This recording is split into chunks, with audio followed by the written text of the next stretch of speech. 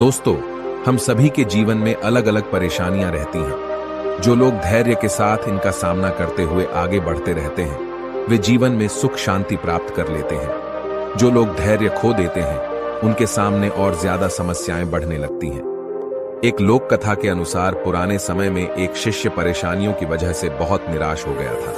उसने अपने गुरु से कहा कि कृपया मुझे दुखों को दूर करने का कोई उपाय बताएं। संत बहुत ही विद्वान थे। वे अपने शिष्य को अच्छी तरह जानते थे।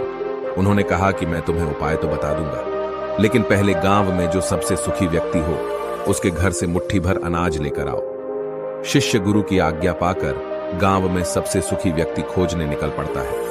उसे एक व्यक्ति दिखाई दिया जो अपने घर के बाहर शांति से बैठा हुआ था। शिष्य ने सोचा कि यह सबसे सुखी होगा, इसीलिए आराम से बैठा है। शिष्य ने उस आदमी को अपने गुरु की आज्ञा बताई और कहा कि आप मुझे गांव में सबसे ज्यादा सुखी व्यक्ति लग रहे हैं, कृपया मुझे अपने घर से मुट्ठी भर अनाज दे दें। यह सुनकर वह व्यक्ति क्रोधित हो गया। उसने कहा कि आज सुबह सुबह ही मेरा पत्नी के साथ झगड़ा हो गया है। पत्नी की वजह से रोज नई नई समस्याएं सामने आ जाती हैं। वह मेरी कोई बात नहीं मानती, हर काम अपनी मर्जी से करती है, और तुम मुझे बोल रहे हो कि मैं सबसे सुखी आदमी हूं। समझ नहीं आ रहा है उसे कैसे ठीक करूं। शिष्य वहां से आगे निकल गया।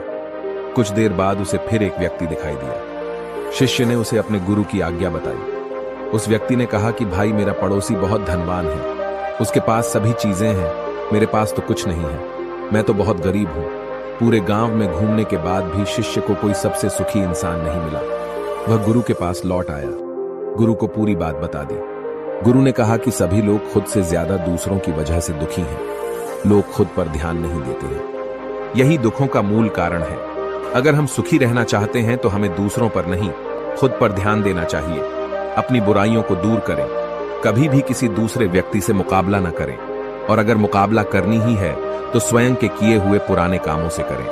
कभी भी दूसरों पर भरोसा रखकर कोई काम न करें।